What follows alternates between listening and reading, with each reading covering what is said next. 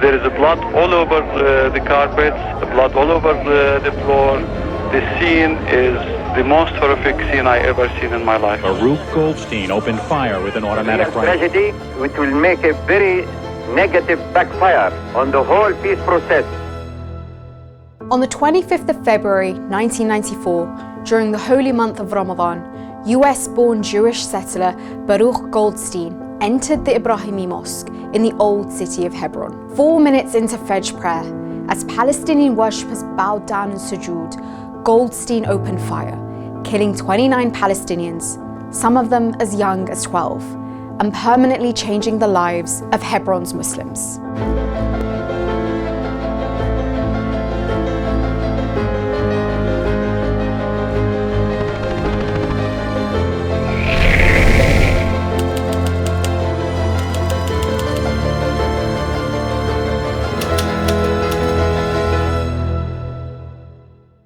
It was the last Friday of Ramadan, and hundreds of Palestinian worshippers made their way to dawn prayers at the fourth holiest site in Islam, the Ibrahimi Mosque in the occupied West Bank. The air was tight with tension. That year, the Jewish holiday Purim overlapped with the Muslim holy month, and on the previous night, settlers had tried to enter the mosque while Muslims were gathering for late-night Taraweeh prayers. According to survivors, a number of strange events occurred upon entering the mosque.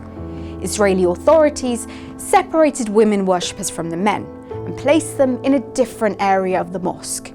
Jewish settlers stood outside the mosque's main entrance and welcomed Palestinians, ushering them into the main hall.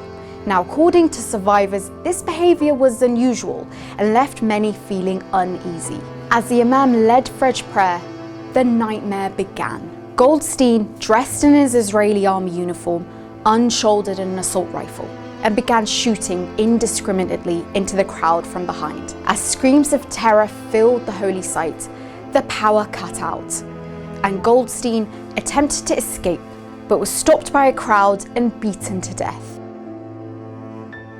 In the immediate aftermath of the massacre, the Israeli army reacted with more force and violence, opening fire on Palestinians protesting the attack and killing others as they were burying their loved ones.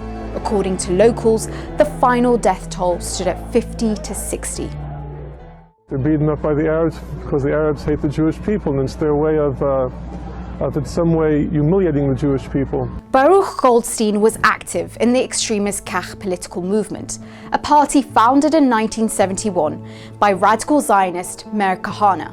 There is no Palestine, no Palestinians, there never was, there never will be. They're Arabs, and let them go live in Jordan. Goldstein, a physician, was known to the Israeli intelligence.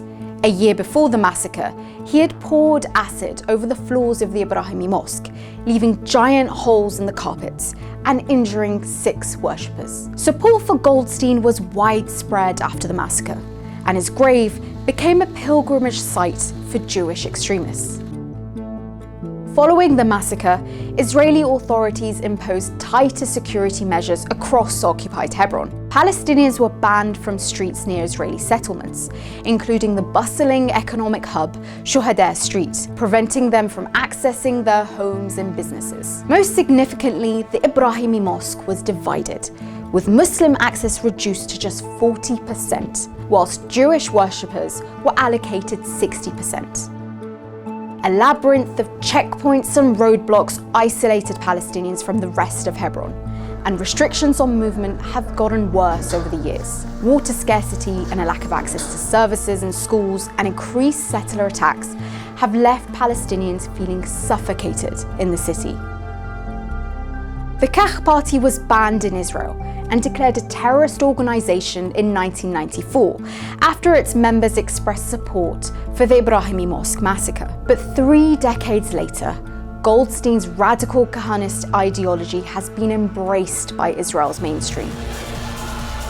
In 2022, leader of the far-right party, Jewish Power, Itamar Ben-Gvir, a man known for hanging up a portrait of Goldstein in his living room, signed a coalition agreement with Prime Minister Benjamin Netanyahu, making him Minister of National Security and creating the most right-wing parliament in Israel's history. Decades later, Palestinians believe the massacre has been used by Israel to further entrench the occupation. With Israel's government moving increasingly towards the far right, Goldstein's legacy continues to be celebrated, casting a lasting shadow over the daily lives of Palestinians.